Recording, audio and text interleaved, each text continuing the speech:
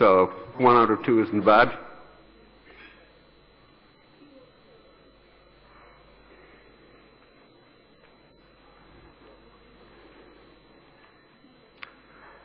All right, so anyway, so here I am, so let's give it a good college try, right? So about shaping the digital revolution. And saying college try, my college was St. Xavier's College, Calcutta, before it became co-ed. Ah, there we go. All right. So when we talk about the word revolution, the associated word is revolt. And the associated adverb or adjective is revolting, right? Now, revolting can mean one of two things. It can mean a vigorous, violent protest, or it can mean something disgusting and unpleasant, like revolting odor from the rubbish dump. I don't know how many of you here remember a made in England soap called Imperial Leather.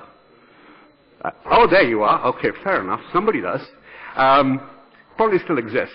Well, years ago, there was a TV ad in the UK which was set in the Russian Revolution. The scene is Tsar Nicholas lying in his marble and gold bathtub, covered with suds, presumably from imperial leather, and a courtier, disheveled, wild-haired, wild-eyed, panic-stricken, rushes in and says, "Sire, sire, the peasants are revolting, the peasants are revolting." Nicholas looks up at him with distaste on his face, twitching his nose, and says, "What makes you think you smell any better?" Presumably, if you use imperial leather, you'll smell much nicer. So, I'm not saying that the digital revolution is revolting, but there are some aspects of it that causes worry. Manish Tiwari referred to a couple of those points. So, let's take a look at the good and the bad and the ugly. So what's good? Well, this is good. Technology will continue to progress exponentially. The other day, I was checking something out, and I read that the Xbox today has more processing power than the most powerful military supercomputer that the U.S. Defense Forces had in the year 2000. That's the progress in 15 years. The economic wealth will increase significantly. That's the good news. I'll tell you the bad news in a minute. And we've become a borderless world. And there's information access and there's social media. All good stuff. What's bad? The bad is organization and people skills will fall further and further behind. That's a reality. The bad news is majority of people are unlikely to benefit from this growth of the economic pie. If you look at the data, we always talk about the creamy layer, the 1%. Well, there's a 1% of that 1%, the 0.1%. And guess what? They are getting higher share at a faster rate of global wealth. Borderless world, internet, etc. Any of us who are parents in this room know that what we've created is some kind of a culture khichdi. We are neither one thing or the other. Is that a good thing? Is that a bad thing? I don't know, but that's a reality. And just like there's social media, there's also unsocial media. And there's been plenty of examples that we all know. And what's the ugly? The ugly is that Professor Eric Bijofson of MIT calls this the second machine age, the first machine age being the Industrial Revolution and the steam engine, etc. The difference between the second machine age and the first machine age is, according to him, that whereas the first machine age, machines helped human beings, in the second machine age, there is every potential that machines will replace human beings. The gap between the high-skilled people and the low-skilled or medium-skilled people will widen. Manish Tiwari was talking about a global visa for high-skilled people. Yep, absolutely. Workable. Universal labor, absolutely. If you read the newspapers, if you see the kind of offers that companies are making to graduates in the IITs and the IIMs, that's the beginning of global skill pool. But at the same time, if you look at the data between capital and labor as a mix in the whole industrial ecosystem and scenario, you will find capital is going like this, the content, the mix of capital, labor is going down like that. And that is, the reason for that is very simple. Higher levels of automation, displacement of labor. In fact, because of the higher levels of automation, according to Boston Consulting Group, they did a sample study with, 200 US companies, mid-tier. 71% of those companies are bringing manufacturing back to the US because it's now competitive. As far as the borderless world is concerned, there is also something called the darknet. And if there are any hackers in the room, they'll know exactly what the darknet is, and they'll exactly know who lurk in the darknet. And information access, well, information is now being used as a weapon. Misinformation, rather, or disinformation is being used as a weapon of radicalization, of terrorism. So that means that's the anti-social media. I actually originally wrote sociopathic media, but then I thought, oh, maybe somebody might take offense. Okay. Let's go to something totally strange.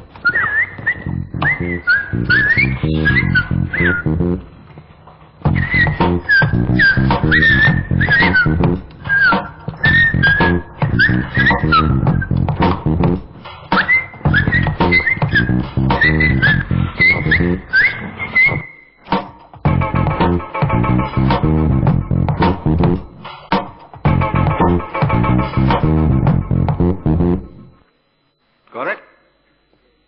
Yes? No? All right. Maybe this will help. HCL, an IT company competing with giants like IBM, wanted to demonstrate its key value, transparency, to a global IT talent pool. The idea?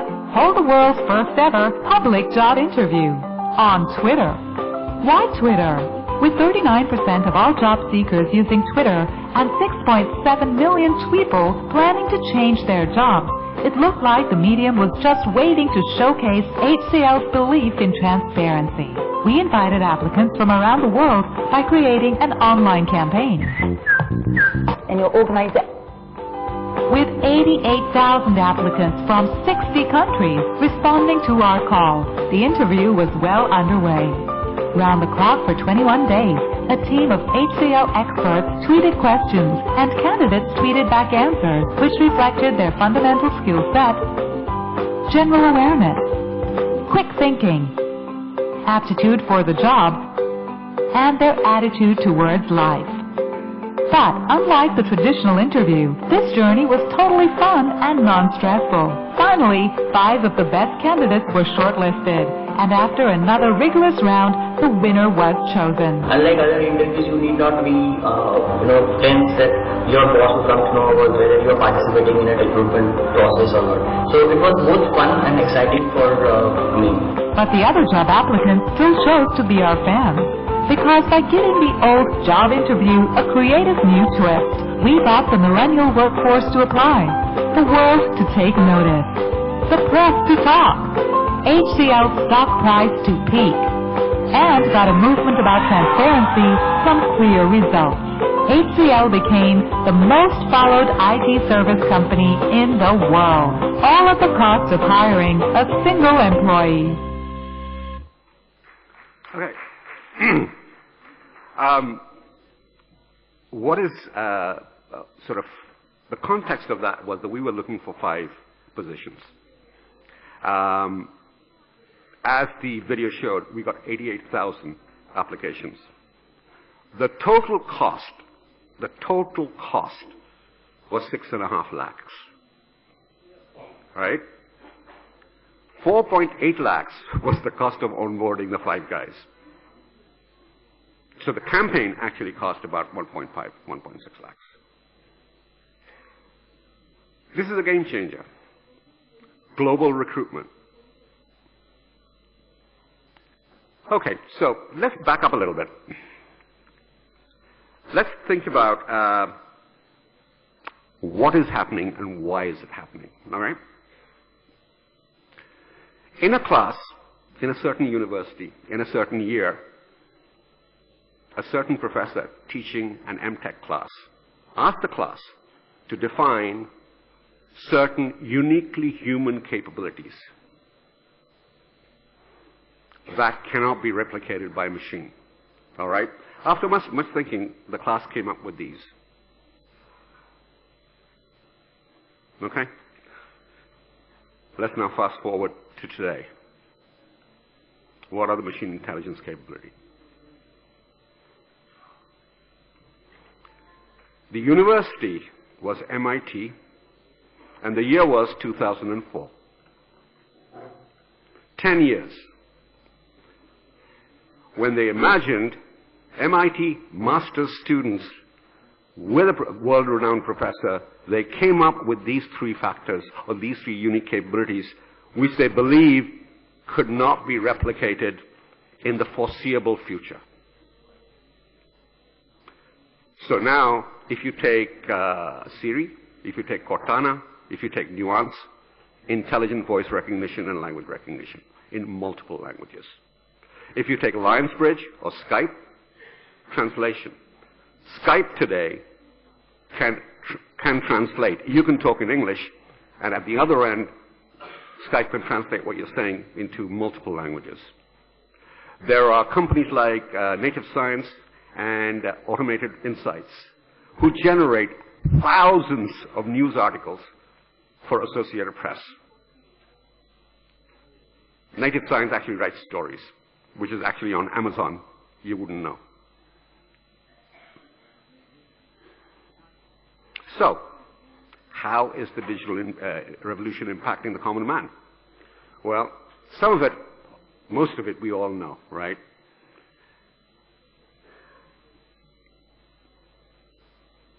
I mean, in India, Aadhaar has the potential of being a total game changer. When you think about what the Aadhaar ecosystem can impact, from banking to healthcare to education to retail to a whole variety of things, and it's giving identity to every single individual, which is totally secure, totally unique. It's an amazing achievement. The rest you all know. But what the key thing that's happening today is the power of the individual, the power of the individual consumer. I call this the power of one.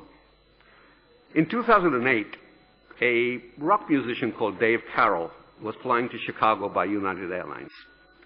He wanted to take his guitar on board. The airline said no. So he had to check in his guitar. They broke the guitar.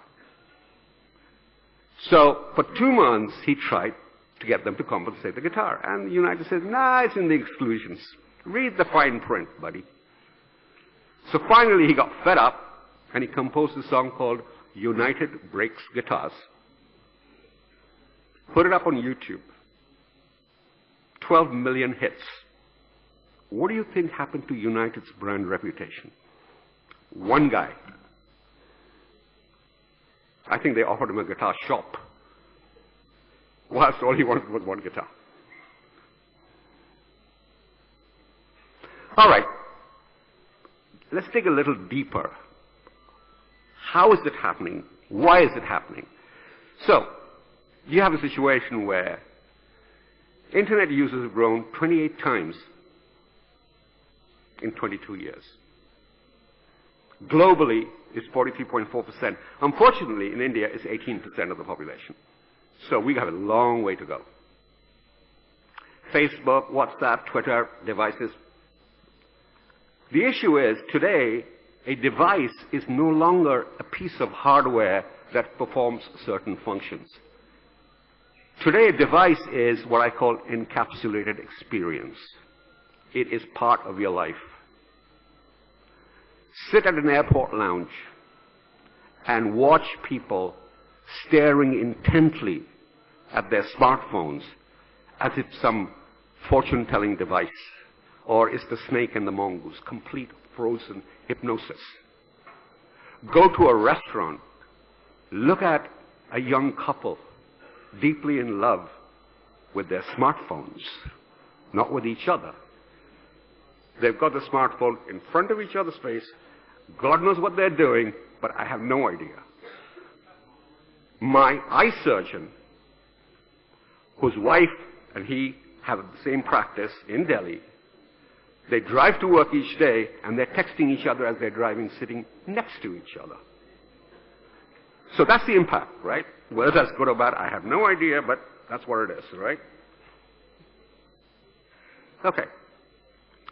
When we look at devices, let's look at the exponential acceleration.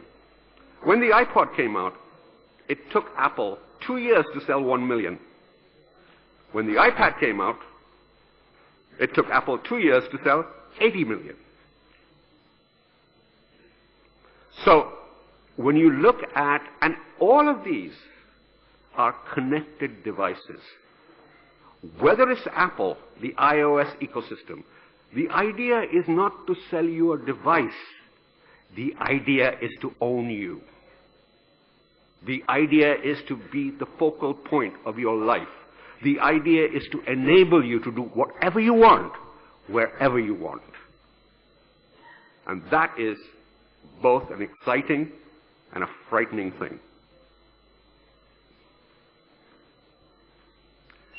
The other part of why it's happening, this is a Radio Shack sales flyer from 1991. All right? If you take the total value of the various items here, it includes camera, video camera, answering machine, electronic calendar, personal organizer, clock, radio, all that. By today's value, it's about $5,300. So multiply by 1.6 times 65 is about 5.5 lakh rupees. What's the relevance? The relevance is very simple. For 25,000 rupees, you get that same thing in your pocket today. Oh, you also get a mailman and a banker. Why wouldn't you, if this is what is happening, why wouldn't it draw you in? And it does. Okay, so, the humble glass, right? There it is. It's been in our lives far longer than a smartphone, far longer than a tablet, far longer than a PC, right? What's that got to do with digital revolution?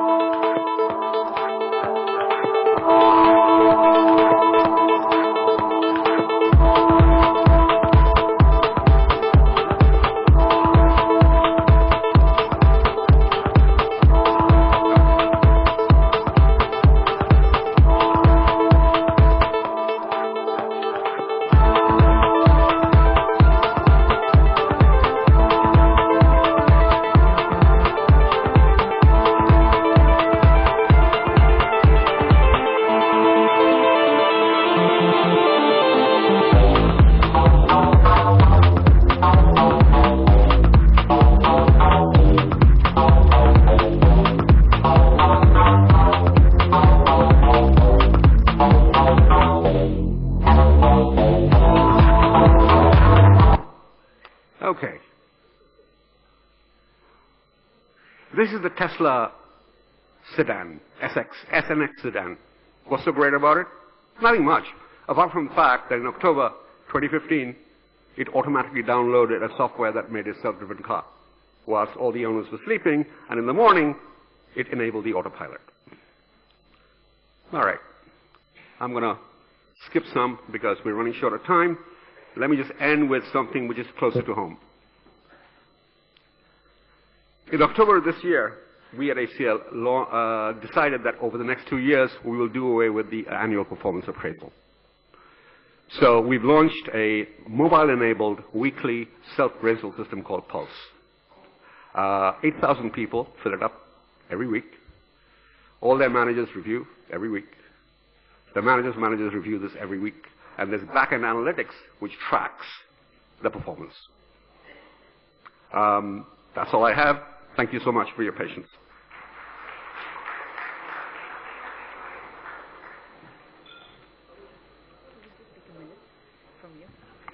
Thank you so much, sir, for that very interesting session. May I request Mr. D.D. Purkast, Managing Director and CEO, ABP Private Limited, and Chairman, Infocom, to kindly come on to the dais and present a memento to our keynote speaker, Mr. Sumit Bhattacharya.